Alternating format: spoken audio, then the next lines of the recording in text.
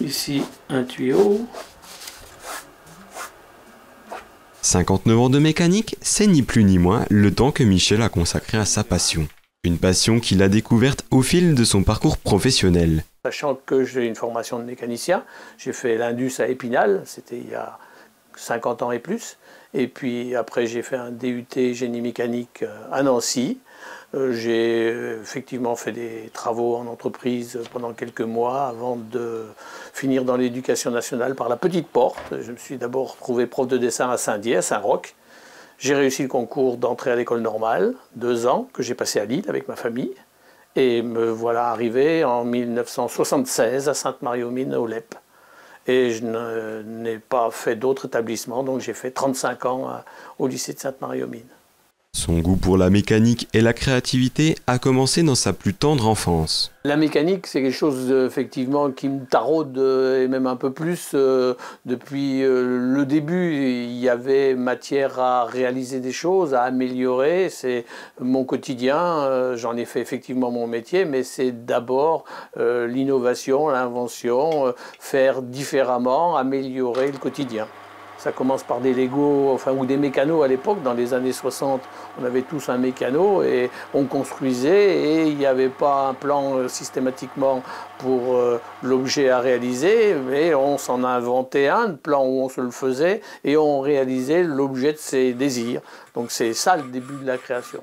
Après, c'est au fur et à mesure que les besoins se font sentir. Quand on vient avec un projet, je les accepte tous, quoi, et je suis prêt à relever tous les challenges qui sont dans les compétences techniques qui sont les miennes, c'est-à-dire celui de l'électromécanique. Mécanique d'abord, électro un tout petit peu, malheureusement, pas d'électronique, je ne suis pas compétent. Mais on fera avec.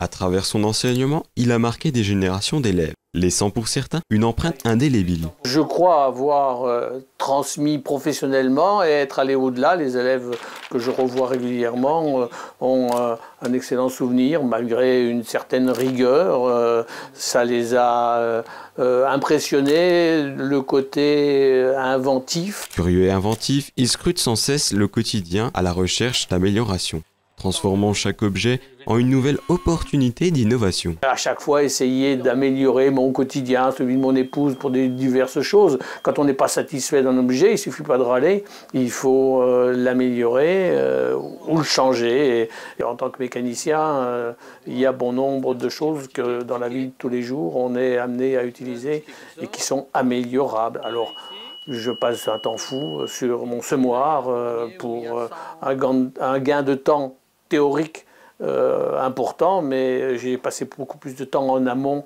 à cogiter et à réaliser des prototypes qui ne sont pas efficaces. Donc la balance au final, elle n'est pas exceptionnelle. Mais bon, c'est pas grave, j'ai passé du temps, j'ai pas dit de mal de mes voisins et je me suis amusé. Des inventions avant-gardistes que Michel assume pleinement. Parfois, une simple plaisanterie peut être à l'origine d'une amélioration. J'assume mes choix qui soient un peu marginaux, ils correspondent à un besoin. Uriner dans un urinoir mural, ça consomme moins d'eau que dans une cuvette. C'était l'idée initiale de ce premier brevet et on l'a décliné quand un élève a eu dit « mais moi j'ai 8 sœurs, à quoi bon uriner seul dans un urinoir mural ?»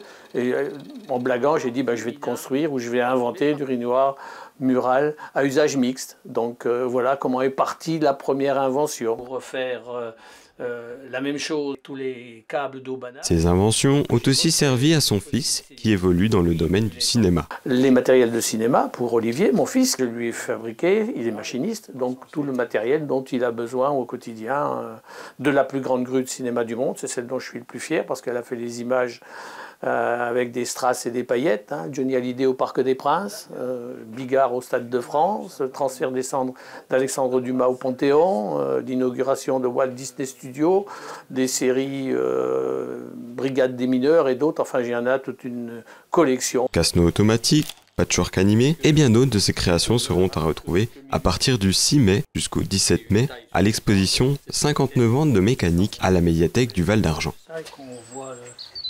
Ouais, si, je peux enlever ça et montrer. Ah non, il faut que j'enlève cette vis là.